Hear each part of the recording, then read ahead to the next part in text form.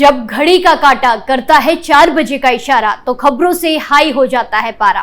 क्योंकि 4 बजे हम चक्रव्यूह के साथ आपके सामने पेश होते हैं। नमस्कार, कैपिटल टीवी उत्तर प्रदेश में आपका स्वागत है और मैं आपके साथ प्रिया बिस्ट। आज चक्रव्यूह में सबसे पहले बात सपा प्रमुख अखिलेश यादव और राहुल गांधी की। दूसरी खबर समाजवादी पार्टी के सांसद अफजाल अंसारी से जुड़ी है। तीसरी खबर एल्विश यादव से जुड़ी है और आखिर में बात पेपर लीक से जुड़ी एक खबर की। तो चलिए शुरू करते हैं। पहली खबर में बात यूपी उपचुनाव की, जहां उत्तर प्रदेश उपचुनाव को लेकर सूबे में सियासी सरगर्मी को अभी से ही महसूस किया जा रहा है। उपचुनाव की तैयारियां राजनीतिक दलों ने तेज कर दी है। तो इन सब के बीच लोकसभा चुनाव के बाद होने वाले उपचुनाव में सपा कांग्रेस गठबंधन की गुंजाइश कम होती नजर आ रही है। वहीं कांग्रेस को सपा से गठबंधन को लेकर कोई अभी तक रिस्पॉन्स नहीं मिला है, लिहाजा कांग्रेस ने सभी 10 सीटों पर अपने समीकरण फिट करना शुरू कर दिया है।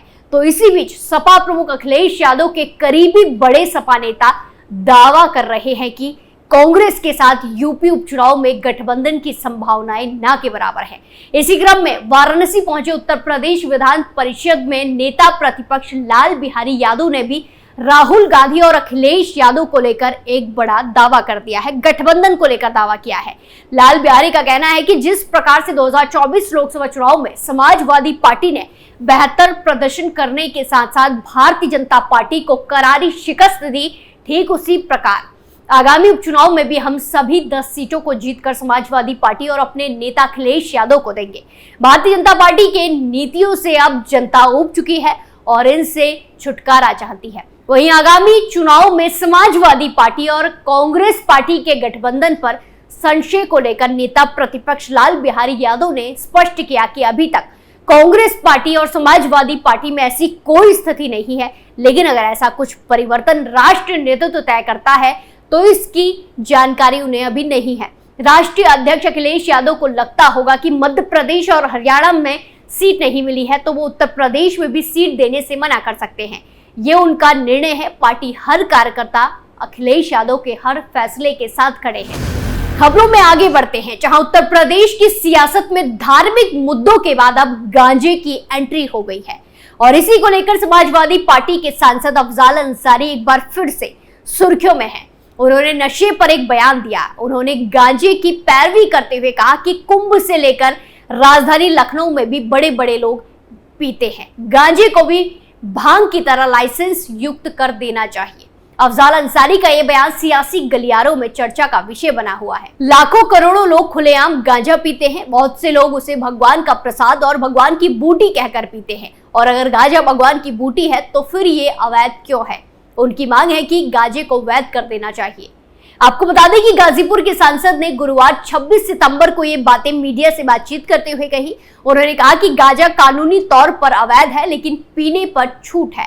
ऐसी दोहरी नीति नहीं होनी चाहिए। इतना ही नहीं, अफजाल अंसारी ने यह भी कहा कि मठों में भी गांजा पिया जाता है। इलाहाबाद में कुंभ की तैयारी शुरू हो गई है। अगर वहां एक मालगाड़ी भरकर भी गांजा भेज दिया जाए तो सारा खप जाएगा।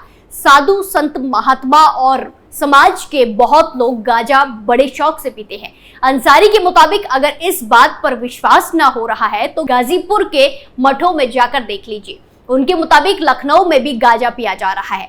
ऐसे में मेरी मांग है कि कानून में बदलाव करके इसे वैध किया जाए, ये अफजाल अंसारी का कहना है। वहीं सांसद अफजाल अंसारी की अनोखी मांग ने सबको हैरत में डाल दिया है। इसके बाद उनके बयान की हर तरफ निंदा हो रही है। अफजाल अंसारी ने गांजे को वैध किए जाने की वकालत के साथ साथ साधु संतों पर इसे जोड़कर टिप्पणी की। साथ ही साथ तिरुपति लड्डू विवाद प्रकरण पर भी सपा सांसद ने कहा कि यह प्रोपेगेंडा जानबूझकर फहराया जा रहा है।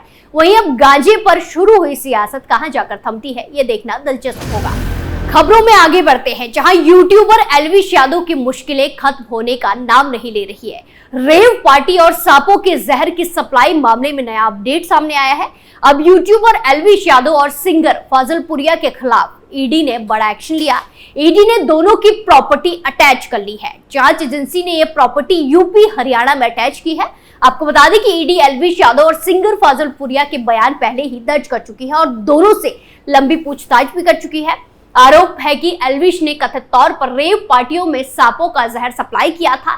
इसके लिए जो पैसे मिलते थे उनके लेन देन से संबंधित मामले में एल्विश और बाकी लोगों से ईडी ने पूछताछ की थी, जिसके बाद इनकी प्रॉपर्टी की जब्ती की कार्रवाई शुरू की गई। केंद्र एजेंसी ने उत्तर प्रदेश के गौतम बुद्ध नगर नोएडा जिला पुलिस द्वारा एल्विश यादव और उनसे जुड़े लोगों के खिलाफ दर्ज एफआईआर और चार्जशीट का संज्ञान लेने के बाद मई में मामला दर्ज किया और पीएमएलए के तहत आरोप लगाए थे। हरियाणा के सिंगर राहुल यादव उर्फ राहुल फाजपुरिया के एल्विश यादव से संबंध है, उनसे भी ईडी ने इस मामले में पूछताछ की। आपको बता दें कि एल्विश यादव को 17 मार्च को नोएडा पुलिस ने पार्टियों में मनोरंजन के लिए सांप के जहर के संदिग्ध इस्तेमाल की जांच के सिलसिले में गिरफ्तार किया था। कथित तौर पर उनके द्वारा आयोजित पार्टियों में इसका इस्तेमाल किया जाता था। विवादित यूट्यूबर और reality show big boss OTT 2 के विजेता एल्विश यादव पर नोएडा पुलिस ने NDPS अधिनियम, वन्य जीव संरक्षण अधिनियम और भारतीय दंड संहिता IPC की विभिन्न धाराओं के तहत मामला दर्ज किया था। दरअसल पिछले साल 3 नवंबर को नोएडा के सेक्टर 39 पुलिस स्टेशन में पशु अधिकार NGO पीपल फॉर एनिमल की शिकायत पर दर्ज एफआईआर में एल्विश यादव उन 6 लोगों में शामिल थे जिनका नाम दर्ज किया गया था।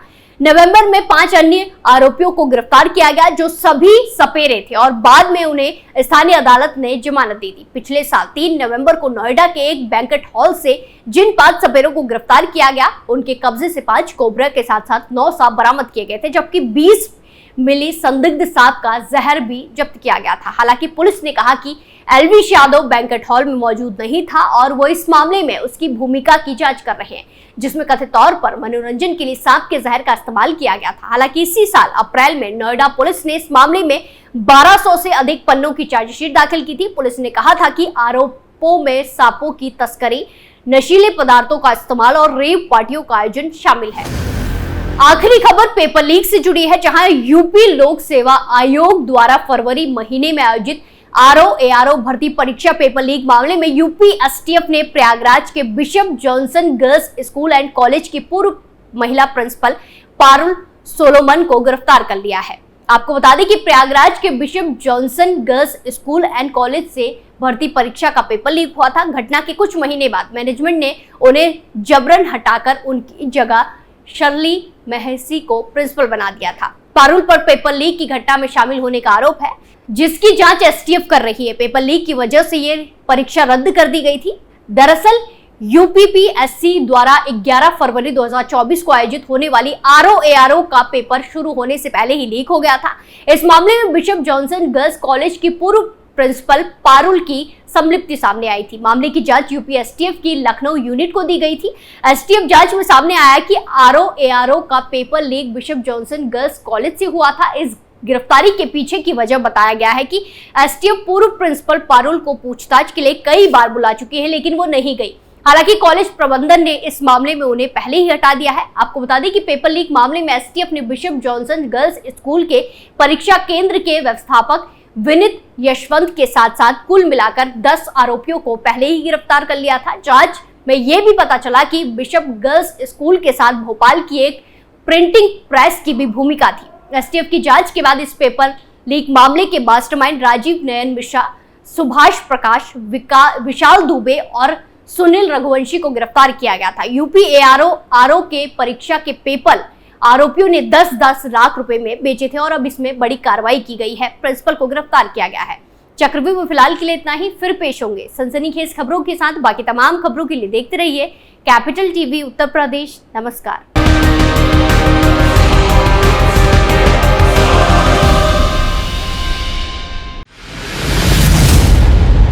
मैं राजनीति करता नहीं, पर राजनीति को बहुत गहरे तक समझता हूं।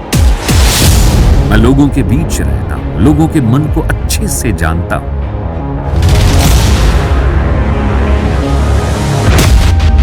पब्लिक और पॉलिटिक्स की हर नब्ज को खूब पहचानता हूं। संघर्ष की सियासत से सत्ता के सिंहासन तक मैं हर खबर से खरा सच निकालता हूं। ना कोई दौड़, ना कोई race. Capital TV Uttar Pradesh.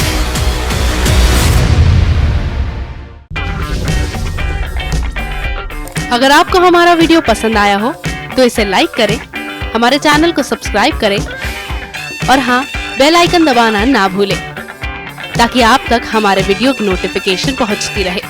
आप अपना सुझाव हमें कमेंट बॉक्स में दे सकते हैं। हमारे साथ जुड़ने के लिए शुक्रिया।